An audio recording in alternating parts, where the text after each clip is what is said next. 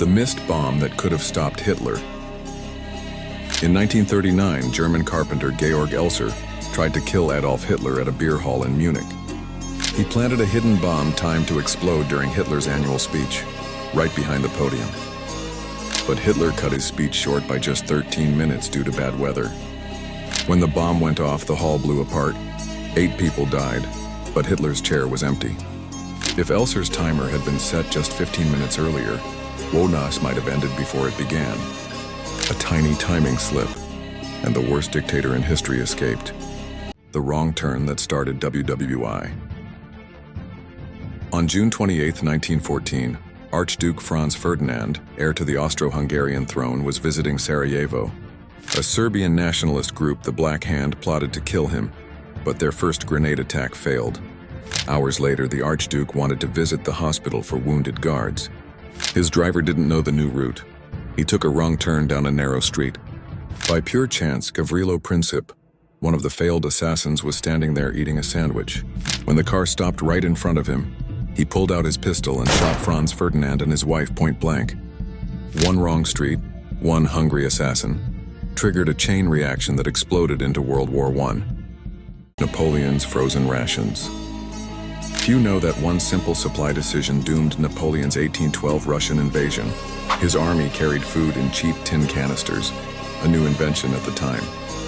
But tin grows brittle in extreme cold.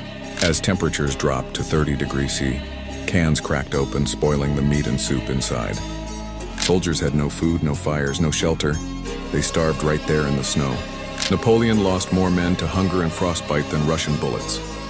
A simple metal choice, tin instead of copper, turned Europe's greatest army into frozen bones scattered on Russian roads. The letter that lost Napoleon an army. In 1812, Napoleon Bonaparte launched his biggest gamble, the invasion of Russia. He thought he'd defeat the Tsar quickly, but the Russians burned their own cities and fields, leaving his massive army starving and freezing deep in enemy land. As the brutal Russian winter closed in, Napoleon ordered a vital resupply and retreat plan, but the message was sent by a single courier on horseback. That courier never made it. Some say he was captured by Cossacks, others that he froze on the road. Without that letter, Napoleon's scattered forces got no food or winter gear. Men froze in their thin uniforms, horses died, wagons stuck in snow. When they finally staggered home, only 10% of his grand army survived. A lost letter turned Napoleon's dream into a frozen graveyard. The soldier who crawled for 9 days. In World War II hours, British airman James Allen Ward was on a night bombing raid over France when his Wellington bomber was ripped apart by German flak. His crew bailed out into darkness. Ward parachuted down, slamming into a tree and breaking both ankles. Deep behind German lines, he knew the Nazis shot captured pilots or worse, so he hid by day and crawled by night. No food, no boots, just muddy fields and forests full of patrols. Ward ate worms, leaves, anything he could find to stay alive. His ankles were swollen to the size of melons, but he dragged himself mile by mile. On day 9, a French farmer found him and hid him in a hayloft, feeding him scraps until the local resistance smuggled him out through Spain. Ward limped back to England, living proof that willpower is stronger than wounds. The Tunnel Kings of Colditz. Colditz Castle, perched on a cliff over the river Mulda, was Nazi Germany's escape-proof POW camp.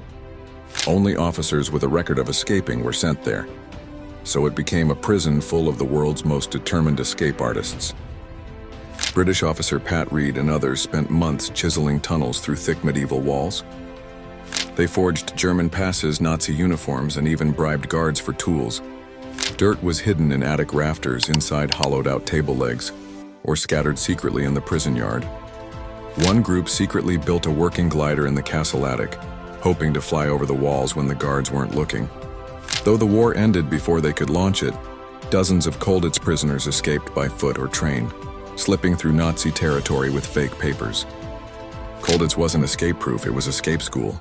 The Gurkha who jumped off a cliff. During the Burma Campaign 1945, Rifleman Lakuman Gurung of the 4th Gurkha Rifles faced an entire Japanese platoon alone. His small trench post was hit by waves of attackers throwing grenades. One exploded in his right hand, blowing off his fingers and blinding him in one eye, but he didn't retreat. Bleeding and half-blind, he braced his Lee Enfield rifle across his knees and kept shooting. He killed over 30 enemies until they swarmed him from the flanks. When all seemed lost, Gurkha crawled out of his trench and leapt down a steep jungle cliff to escape the last charge. He dragged himself through snake-infested jungle for 2 days before other Gurkhas found him alive. His stand earned him the Victoria Cross, the highest award for bravery in the British Empire. The Cheyenne's last stand. In 1868, U.S. soldiers attacked a Cheyenne village at Washita River. Women, children, and elders were killed. The surviving Cheyenne warriors, including the fierce leader Roman Nose, vowed revenge. They formed raiding bands and hit wagon trains, forts, and cavalry posts for years. One Cheyenne raid famously wiped out Custer's supply line, forcing him to retreat in disgrace. They didn't stop until entire cavalry columns feared their arrows, long after the first massacre. Vlad the Impaler's Forest of Corpses. In the 1400s, Vlad Dracula, the real-life inspiration for the vampire legend, ruled Wallachia with an iron fist. When the powerful Ottoman Empire invaded his land, Vlad didn't just fight them, he terrified them. He captured thousands of Ottoman prisoners, then impaled them on massive wooden stakes and left their bodies rotting outside his capital. When the next Ottoman army arrived, they found a horrifying forest of corpses, tens of thousands impaled as a warning. This is what happens if you cross me. The Ottomans fled in fear, proof that revenge can be a weapon all its own. The Red Wedding, that was real. In 1692 Scotland, the powerful Campbell clan offered hospitality to their old rivals, the MacDonalds of Glencoe. The MacDonalds trusted them. They ate together, drank together. But secretly, the Campbells had orders from the king to punish the MacDonalds for unpaid loyalty oaths. One freezing winter night, the Campbells rose up while their guests slept, murdering over 30 men, women, and children in cold blood. The betrayal became legendary, the real Red Wedding centuries before Game of Thrones. The city Genghis Khan erased for revenge. In 1221, the Mongol warlord Genghis Khan laid siege to the Persian city of Nishapur. A Mongol general was killed by an arrow during the fight. That general was Genghis Khan's beloved son-in-law. Enraged, he ordered Nishapur wiped off the map. His army killed every man, woman, and child, estimates say hundreds of thousands. They piled the skulls into pyramids as a warning. Cross the Khan and your entire city disappears. One arrow triggered a massacre so total the city vanished for centuries. How Israel took revenge on terrorists. Operation Wrath of God. In 1972, Palestinian terrorists killed 11 Israeli athletes at the Munich Olympics. The world was shocked, but Israel quietly planned an answer. The Mossad launched Operation Wrath of God, a secret revenge mission to hunt down every terrorist behind Munich. Agents tracked them across Europe and the Middle East, striking at hotels, apartments, and safe houses. It took over 20 years, but one by one, the planners were killed. A global manhunt to send a message. Nobody kills our people and walks away. Hitler's failed atomic bomb. While the U.S. raced ahead with the Manhattan Project, Nazi Germany secretly chased the same doomsday dream, building the world's first atomic bomb. Scientists like Werner Heisenberg were drafted to figure it out, but Germany lacked resources, uranium, and crucial teamwork. Allied spies bombed heavy water plants in Norway and sabotaged shipments. By 1945, Hitler's atomic dream was nowhere near ready, while the U.S. dropped 2 bombs on Japan.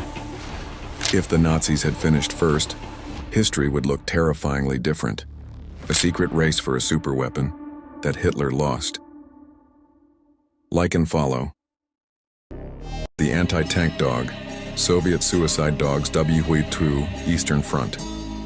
The Soviets trained dogs to carry bombs strapped to their backs. They taught them to run under German tanks. When they did, the bomb would explode. But here's the tragic twist. The dogs were trained on Russian tanks in training drills.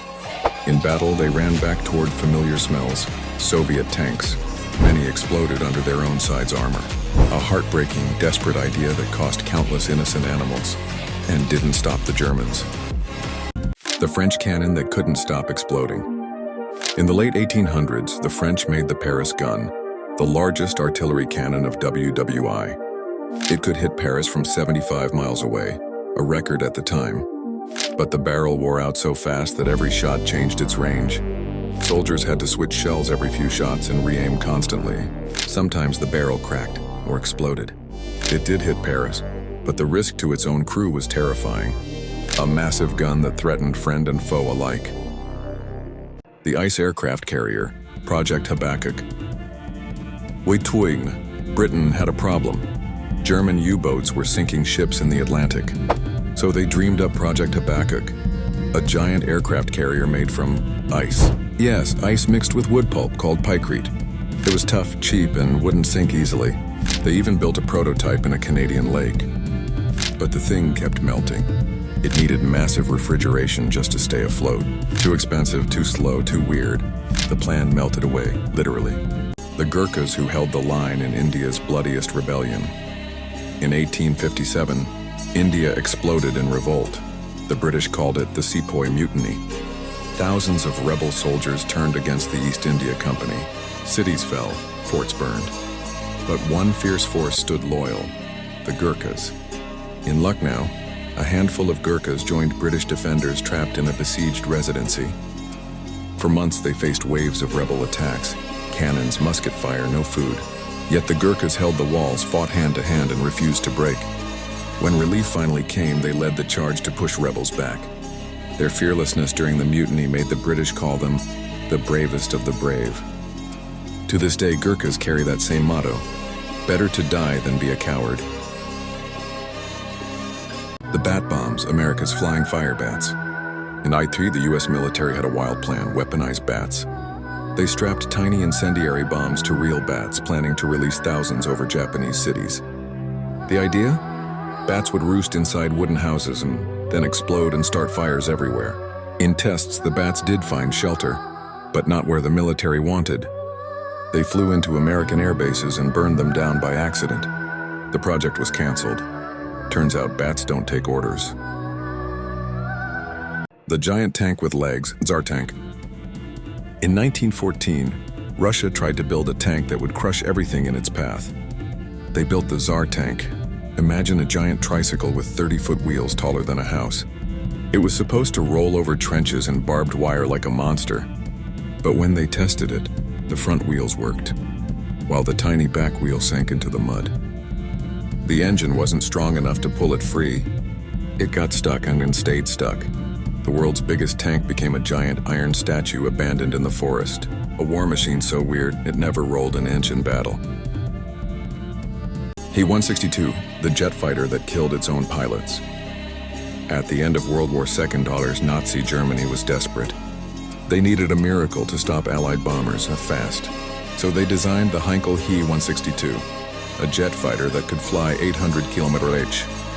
They built it in underground factories using cheap wood and rushed parts. Teenagers and prisoners assembled it. Some pilots were only 17 years old.